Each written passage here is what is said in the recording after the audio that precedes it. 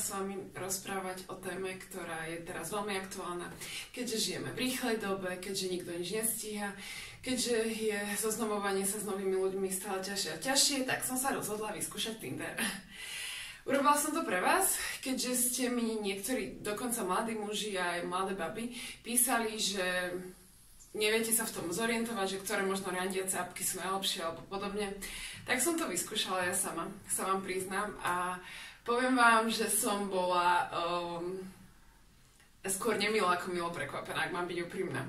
No ak niekto nevie, čo je Tinder, tak je to v podstate niečo na tej báze, že zaregistruješ sa tam, dáš tam svoju fotku, napíšeš si o sebe jednu vetu v skratke a potom už len čakáš, že či ten, ktorého ty lajkneš z toho výberu všetkých mužov alebo žien, lajkne naspäť aj teba.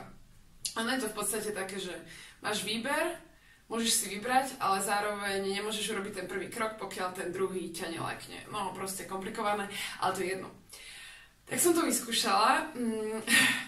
Prišlo mi dosť veľa správ, ale z čoho som bola najviac šokovaná a čo si myslím, že je problémom dnešnej doby, že my nedokážeme komunikovať.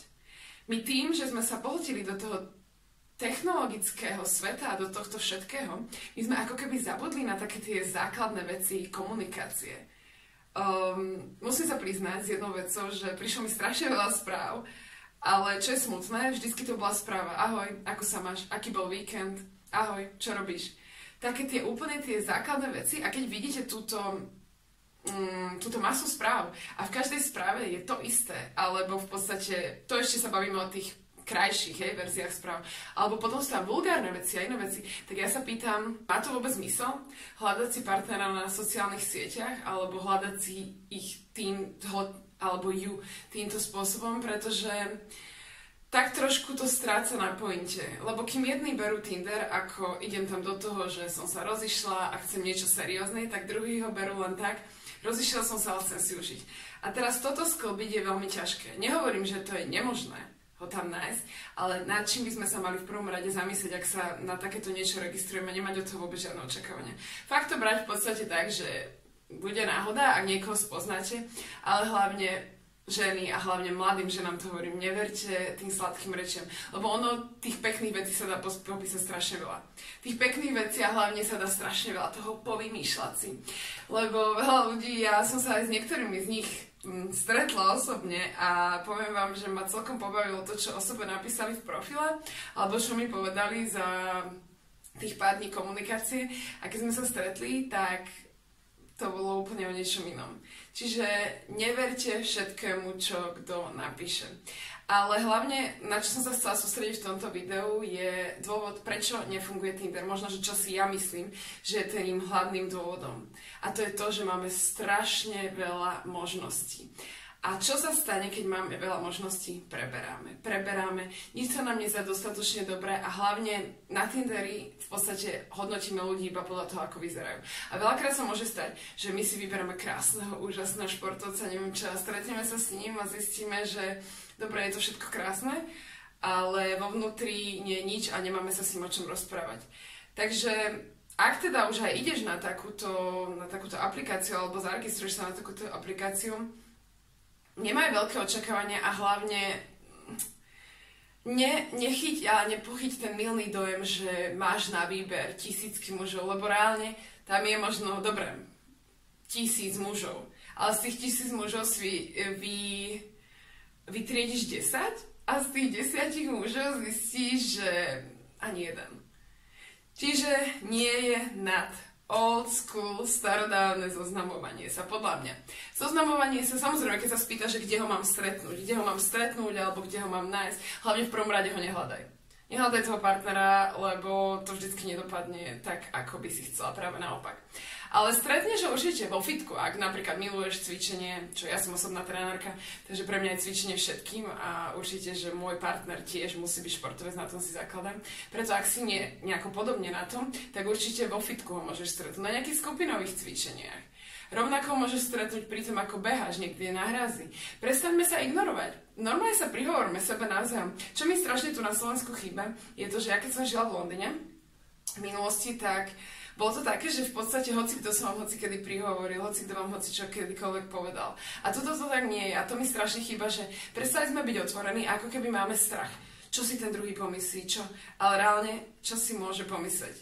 Či ty oslovíš niekoho a povieš mu ahoj, ja neviem, nejakým niečím ho oslovíš. Stačí občas, že sa na muža aj usmieš a on to pochopí. Ale ono sa to reálne nedá, pokiaľ sme zahltení do našej hudby, do našich telefónov, do našich vlastných myšlienok. Preto buď otvorená. Buď otvorená naozaj všetkému. Nemyslí si, že iba randiace aplikácie a podobné veci ti privedú do života niekoho normálneho. Nie. Stav na tie old school veci. Alebo v knižnici. Máš rada knihy? Proste v knižnici. Prihovor sa. Ja neviem, spýtaj sa, že možno čo rád číta. Alebo posledná kniha, ktorú prečítal. Prihovárajme sa, komunikujme so sebou, ale na dennej báze, normálne vonku, naživo. A nie schovaný za telefónom a nehrajme sa tu na nejaké príbehy. A ženy, neverte mužom.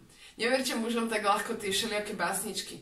A to isté, bohužiaľ aj muži, vám musím povedať, že tiež nemusíte nám ženám všetko veriť, lebo sú, ako ja stále hovorím, sú dobrí aj sú zlí ľudia. Ale ono sa to nakoniec všetko každému vráti, ale napriek tomu prestaňme byť naivní a prestaňme si myslieť, že to, čo o sebe človek prezentuje na sociálnych sieťach, je naozaj pravda.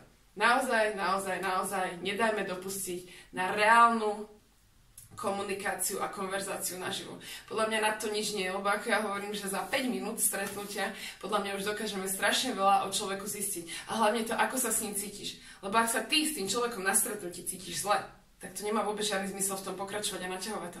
Ale veľakrát sa stane, že my cez tie naše konverzácie online a to, čo si píšeme, si vyidealizujeme človeka a teraz zrazu ten človek príde a nám spadnú ilúzie, upadáme do nejakých depresí a sťažujeme sa, že zase to nevyšlo. Ale to nie je vôbec o tom. Ono to nie je o tom, že pobožská 1000 žiab a teraz tá 1001 musí byť on. Nie, vôbec to nie je o tom. Život je taký veľmi zaujímavý v týchto veciach, že prináša nám veci, ktoré vôbec neočakávame.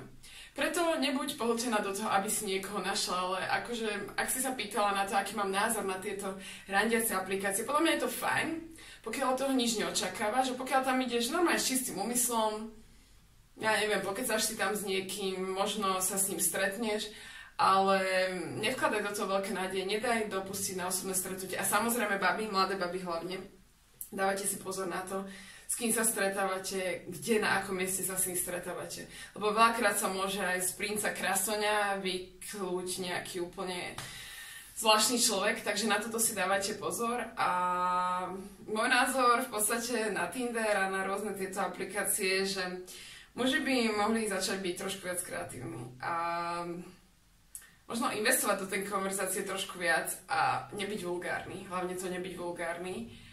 A na rovinu hovoriť to, čo hľadajú. Podľa mňa by sme si mali na rovinu hovoriť to, čo hľadáme. Ja mám rada úprimnosť. Neznášam klamstva.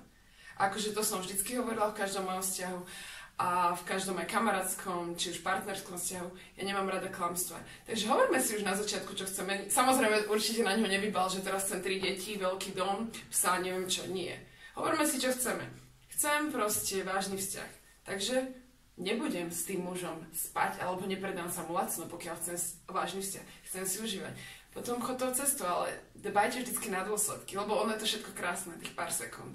Ale potom to môže dopadnúť úplne inak. Takže hovoríme si na rovinu, čo chceme. Veď muži, kľudne to povedzte. Povedzte si, chceš si užiť. Dobrá baba ťa automaticky zablokuje a už si po nebude komunikovať. A na to sa nemôžeš hnevať. Proste nájdeš potom takú, ktorá si s tebou bude užívať. Takže malo by to tak byť, mali by sme byť k sebe úprimní. A ešte vám chcem povedať jednu vec, že tie randiace apky nie sú až také úplne zlé, lebo napríklad jeden môj kamarát si tam našiel už teraz manželku a majú spolu deti a sú šťastní. Týmto aj zdravím. A takže ono, nikdy neviete, čo vám ten svet prinesie. Hlavne sa nezameriavajte na to, že za každú cenu si musíte niekoho nájsť, lebo viete, ako to býva. Keď niečo naháňame, tak to od nás uteká.